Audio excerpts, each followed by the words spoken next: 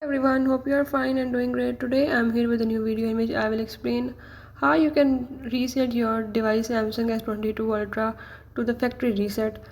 But firstly, if you are new to my channel, do subscribe and hit the bell icon so you can get the new videos. Now let's move to our today's video topic. If you want to reset your device as it was the factory data reset, you can do this by the way as I am showing in the video. Follow the steps and watch complete video and learn how you can reset your device.